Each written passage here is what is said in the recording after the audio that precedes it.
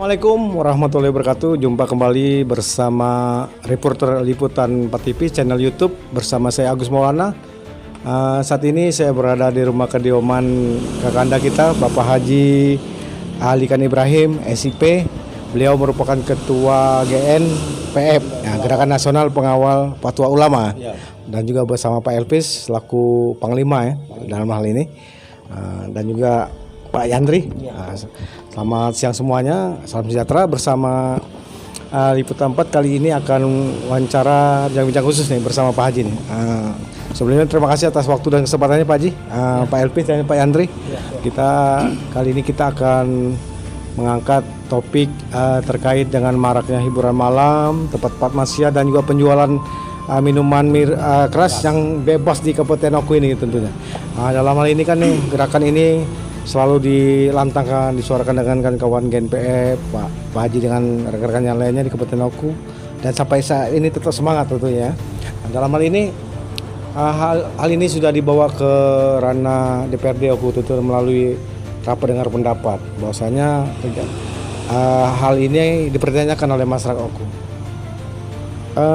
Tutup sementara atau tutup selamanya nih, dan juga dasarnya semangat dari rekan-rekan dari GNPF untuk menutup tempat hiburan malam ini. Mungkin Pak Haji selaku ketua GNPF Kabupaten Oku bisa menjelaskan. Silakan Pak Haji. Baiklah, Assalamualaikum warahmatullahi wabarakatuh. Yang kami hormati Dinda dari Liputan 4 Liputan 4, dan saudara kami Panglima GNPF Ulama Oku, satu Adinda kami Elvis Rahman. Jadi dalam kesempatan yang berbahagia ini, terima kasih atas kehadirannya dari Liputan 4 dengan tema dan topik yang memang luar biasa, memang yang sedang diperjuangkan oleh Gerakan Nasional Fatwa Ulama untuk menutup seluruh tempat-tempat maksiat. Gerakan ini bukan kali ini aja. Bukan. Kalau gerakan ini sudah berkali-kali, bahkan sempat istiqosah kita di situ kan, istiqosah. Ini kami upayakan gerakan-gerakan yang menyentuh dulu agar mereka itu dapat menyadari bahwa usaha-usaha seperti ini jelas usaha-usaha yang berbau maksiat. Artinya usaha ini tentunya tidak akan ada izin sampai kapanpun dari instansi dinas manapun. Dari DPR apalagi tidak mungkin ada izin resmi, karena jelas usaha-usaha mereka ini usaha yang berbau maksiat, bahkan merusak moral dan akhlak generasi muda. Nah, yang susahnya sekarang bukan generasi muda yang rusak. Kalau generasi muda ini duitnya tidak banyak, walaupun ada duit dikit dia tuh paling 20.000. Kalau pasarnya pasarannya 100.000 kan udah gebuk hasilnya. Itu kejadiannya, itu memang ada buktinya. Viral dan itu viral. Nah, ini yang kita sesalkan, ngapo sampai generasi muda terlibat macam itu kita tidak tahu. Mestinya pihak-pihak terkait seperti di situ kan dilarang aturannya, anak-anak muda yang di bawah kedewasaan dilarang untuk memasuki tempat-tempat itu. Nah, ini kenapa sampai lolos? Berarti mereka itu tidak memikirkan bagaimana nanti hasilnya kalau generasi muda seperti itu berduyun-duyun ke situ. Ya mereka tuh gampang cari duit. 100.000 tuh minta dengan uang tuh dapat sekarang ini. Nah, pada akhirnya mereka tergoda oleh tempat-tempat yang tersedia seperti panti pijit. Akhirnya panti pijit itu sendiri menjadi panti pijit yang plus-plus. Ada nuansa negatifnya, moralnya. Jadi perlu kita kaji bersama keberadaan panti pijit ini, apakah layak untuk ada di Kota Batu Raja ini. Kalau panti pijit ini, kalau kita butuh pijit apa dulu? Kalau pijit pegal-pegal ini yang sekarang terjadi ini, Pak, pijit luar dalam ini bahayanya nih. Aku jujur baik ngomong, tidak beres ini pijit ini. Pijit yang merusak akhlak. Artinya di situ terselubung mungkin terjadinya pelacuran, terjadi perzinahan. Prostitusi ya. Iya, prostitusi. Tidak nutup kemungkinan itu. Jadi kadang-kadang ini dijadikan topeng. Anti pijit, Seperti karaoke keluarga. karaoke keluarga. Itu contoh-contoh. Cuman kamuflase untuk topeng, baik. Pada akhirnya mengarah ke kerusakan akhlak generasi muda. Jadi generasi penerus kita ini kalau akhlaknya rusak, siapa lagi yang kita harapkan ini? Iya. Nah, itu. Jadi dengan maraknya tempat hiburan, party PJ plus plus, penjualan miras yang bebas, artinya itu bukan suatu kemajuan benar, tetapi suatu kekhawatiran ini kan. Jadi ini yang Menanggapi ini khawatir atau- perkembangan yang seperti ini perkembangan yang mengkhawatirkan.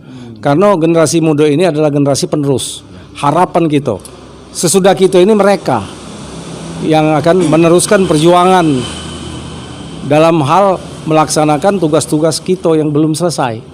Jadi harapan kita, kalau generasi mudanya dewek sudah terkontaminasi dengan tempat-tempat maksiat, ini satu sinyal yang berbahaya. Berbahaya untuk itu. Siapa kaki penerusnya? Dan yang jelas, Batu Rajo ini kota yang beradab, beradat dan berakhlak, beragama. Kota ini mayoritas penduduknya Islam, umat Islam. Jadi jangan rusak citra Islam, jangan rusak akhlak umat Islam. Jadi keberadaan mereka itu pada akhirnya mempengaruhi moral umat Islam.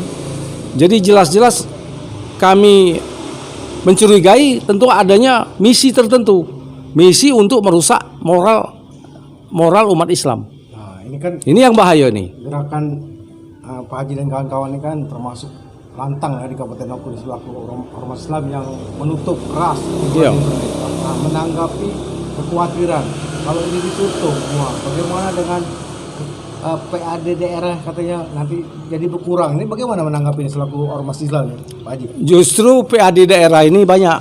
Daerah ini kayo. Ada tambang minyak, tambang-tambang lain. Emas juga kalau salah ada di sini. Di Oku ini. Walaupun belum begitu besar kan. Tapi yang jelas tambang emas, tambang minyak besar di Oku ini. Batu bara besar di sini. Kelapa sawitnya, penghasilan iya, hasil bumi.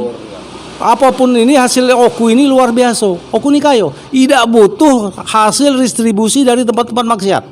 Yang PAD-nya belum jelas juga ya Pak Haji. Pak adanya udah jelas berapa nih yang mereka kontribusi dan kita tidak butuh kontribusi itu. Tidak butuh, tidak. Bukan ngomong sombong. Oku kayo. Tidak butuh dengan biaya-biaya dari tempat maksiat. Kalau yang mengambil distribusi tempat maksiat itu pasti orang bermaksiat. Nah sekarang ini kan gerakan Pak Haji dan kawan-kawannya dari ormas Islam ini sudah nggak hitung lagi gerakan-gerakan, Iya. tapi belum ada titik puncaknya. Nah kedepannya gimana nih kalau misalnya dari hasil rapat paripurna tadi sampaikan bahwasanya akan ditutupnya mungkin sementara, nanti izin mereka tidak ada izin selesai akan dibuka lagi, itu bagaimana? Gerakan apa yang akan dilakukan? Jadi begini, kami berharap kepada pemerintah daerah dan DPRD ya, yang sudah berkomitmen untuk menutup tempat-tempat maksiat. Jadi kami berharap mereka jujur, tutup benar-benar tutup, Jangan tutup sementara. konsekuen, tidak ada tutup sementara.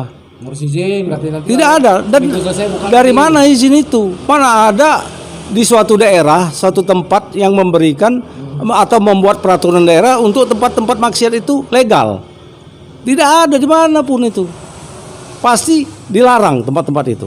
Jadi kalau itu dibuka, dibiarkan itu pembiaran. Nah, kalau pembiaran, kalau nanti artinya aparat hukum yang terkait tidak berupaya untuk memberikan sanksinya, betul-betul sanksi benar-benar ditutup, maka ya tentunya kami dari ormas Islam akan bertindak. mungkin mengajak Bertindak. umat Islam dan ormas Kami lain.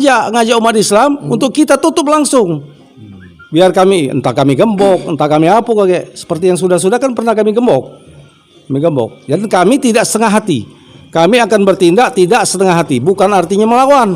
Bukan kita akan bertindak radikal, bukan. Bukan arti kita nak merusak. Tidak, tapi karena hal ini berbahaya untuk generasi penerus, lebih baik kita matikan sekarang tempat itu daripada nantinya perkembangannya lebih berbahaya untuk perkembangan generasi muda kita. Apalagi keberadaannya dekat-dekat dengan Nah, masjid-masjid. keberadaannya juga di tempat-tempat Dekat dari masjid. iya, dekat-dekat masjid, ke dekat musola. Itu panti pijit yang di depan masjid Sajadah. As-Sajadah itu ada panti pijit. Kan lucu, masa di depan tempat ibadah ada tempat maksiat. Walaupun namanya panti pijit. Panti pijit ini jelas cuman sekedar nama. Tapi kita tidak tahu secara operasionalnya. Kadang-kadang bertindak lebih dari itu. Nah, dan jelas menuju ke kemerosotan akhlak, kebobrokan. Menyuarakan lantang tutup total Oh iya, selamanya. kalau dari GNPF Ulama UKU kami sudah sepakat dengan Panglima juga. Di sini hadir Panglima kami untuk menutup tempat-tempat yang berbau maksiat. Berbau pokoknya. Berbau, artinya berbau lagi kita minta tutup, apalagi yang bermaksiat. Nah, jadi baru berbau lagi kita tutup karena itu membahayakan bagi generasi-generasi penerus kita, terutama kaum hawa kita yang ada di Batu Raja ini. Anak-anak perempuan kita, ponakan kita, cucung kita mungkin akan terkontaminasi dan rusak moralnya di situ. Nah, jadi kita lebih baik mencegah daripada mengobati. Nah, itu kira-kira. Nah, jadi mudah-mudahan suara dari kami GNPF Ulama UKU ini dapat didengar oleh semua pihak yang terkait, baik itu aparat hukum maupun itu mereka yang membuka usaha-usaha maksiat seperti itu. Jelas sangat bertentangan dengan kaidah dan akidah daripada umat masyarakat Kota Batu Raja, khususnya Kabupaten UKU pada umumnya. Yang mayoritas agama Islam. Yang mayoritas agama Islam. Luar biasa ya, penjelasan panjang lebar nih dari Ketua GNPF Kabupaten UKU Bapak Haji Alikan Ibrahim. Selanjutnya mungkin dari Panglima GNPF Pak Elvis, mungkin ada ingin ditambahkan dalam wawancara khusus bersama Liputan 4 TV YouTube. Silakan Pak Elvis. Oke, terima kasih Bapak Agus Maulana dari Liputan 4 TV.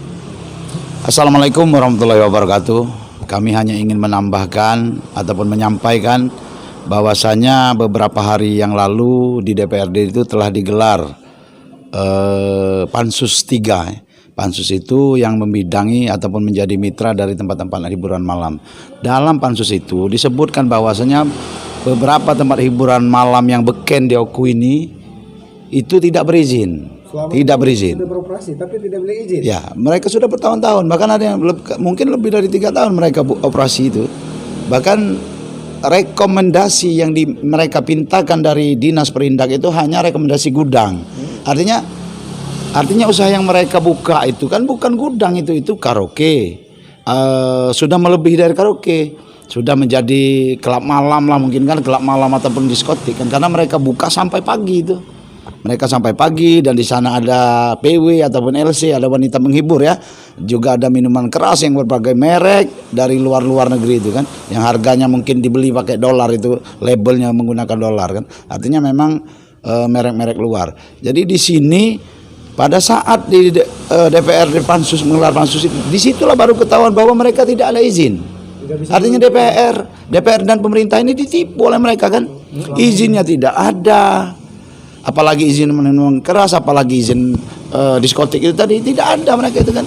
Jadi harapan kami, karena pemerintah ini baru tahu ya, khususnya DPR baru tahu bahwa mereka tidak berizin, maka kami meminta sebagai masyarakat UKU minta tolong kepada DPRD untuk membuat rekomendasi kepada pemerintah untuk menutup tempat maksiat itu secara permanen. Jangan lagi dibuat rekomendasi misalnya ditutup sementara sampai mereka izinnya ada. Bukan seperti itu. Tapi tutup secara permanen karena mereka sudah menyalahi tanpa izin mereka berusaha. Tanpa izin mereka sudah berusaha. Dan apalagi masalah-masalah soal terkait PAD tadi. Dari mana menentukan PAD-nya, mau ngambil PAD-nya kalau mereka itu semukal ataupun ilegal kan? Karena seperti itu. Dari mana? Sudah jelas mereka ditipu. Pajak, kalau masalah pajak tadi, pajak dari usaha-usaha seperti itu kan, minuman keras dan segala macam, itu kan 40%, Pak. Kalau di daerah lain, kalaupun ini bicara masalah soal PAD, tapi di Kabupaten UKU kemarin dijelaskan mereka hanya setor 10%. Itu pun tidak tahu dari mana bisa ada kalkulasi setor 10%. Apa dari omset? Kalau dari omset siapa yang mengawasi itu kan? Yang mengawasi mereka dari omset mereka, penghasilan mereka, penjualan mereka, tamu mereka, konsumen mereka. Kan harusnya ada. Kalau memang setor 10%, omset mereka misal 200 juta per malam, artinya sekian dari 10%. Ini tidak karuan. Dari mana mereka bisa menentukan angka itu setor 10%? Jadi dalam hal ini sekali lagi kami berharap pada pemerintah Kabupaten Ogan Komering Ulu, terutama wabil khusus ini ya, Bupati dan Wakil Bupati serta DPRD untuk segera membuat surat penutupan tempat-tempat maksiat yang ada di Oku. Sebenarnya bukan, ataupun pencabutan tempat-tempat usaha yang dijadikan tempat maksiat. Ini kan kalau tidak berizin apalagi mau dicabut, kan tinggal buat saja tutup seperti itu kan secara permanen. Jangan berpikir masalah tenaga kerja, masalah PAD, jangan pikirkan itu. Benar kata Pak Ketua tadi, Oku ini kaya kok, sumber daya alamnya banyak, kaya Oku ini. Tidak mesti berharap di tempat-tempat maksiat tadi, karena itu tidak mungkin berkah ya seperti itu. Ya. Masih banyak lagi, bukan hanya di tempat sektor hiburan dan sektor ekonomi, tempat pertanian, industri. Iya. Oku ini kaya dan terkenal kok. Ada PT Semen di sini, ada kelapa sawit, ada Pertamina. Iya. Semuanya terkenal, banyak ini, batu baranya juga banyak. Jadi jangan berharap dari PAD. Dan perlu diketahui juga, tempat-tempat maksiat seperti karaoke itu pengunjungnya bukan hanya orang-orang yang miskin kan, tetapi para pejabat. Jadi ini sekali lagi kami tegaskan di sini bahwasanya adanya tempat-tempat maksiat ini pengunjungnya adalah para pejabat, termasuk para kepala desa. Para kepala desa ini mengundang korupsi yang berujung pada korupsi. Dari mana mereka? Kalau biaya per malamnya itu bisa ngerum itu sampai puluhan juta kan, seperti itu, sampai belasan juta. Artinya iya, dapat negatifnya, di samping kerusakan moral, tapi berimbas pada korupsi tadi. Jadi sekali lagi kami tegaskan lagi bahwasanya yang punya kuasa dan punya kewenangan untuk mencabut izin ataupun menutup tempat maksiat ini adalah pemerintah. Jadi dalam hal ini pemerintah Kabupaten Oku yang tertinggi adalah Bupati dan Wakil Bupati. Kami mohon pada saat ini semoga terketuk pintu hatinya untuk mencabut izin dan menutup tempat maksiat yang ada di Kabupaten Oku. Terima kasih. Ya, selamanya secara permanen. Terima kasih ini. Kami kembalikan ke Pak Agus. Luar biasa ya semangat dari Ketua GNPF Kabupaten Oku, Bapak Haji Alikan Ibrahim bersama Panglima GNPF yang selalu setia mendampingi dalam menyuarakan kebenaran dan menegakkan tentunya syariat Islam tentunya di Kabupaten Oku. Luar biasa. Dan ke Pak Yandri, terima kasih atas waktu dan kesempatannya bersama Liputan PATV. Saya tutup wawancara khusus bersama Ormas Islam GNPF Kabupaten Oku. Nun wakaromi wa mesturun. Wassalamualaikum warahmatullahi wabarakatuh.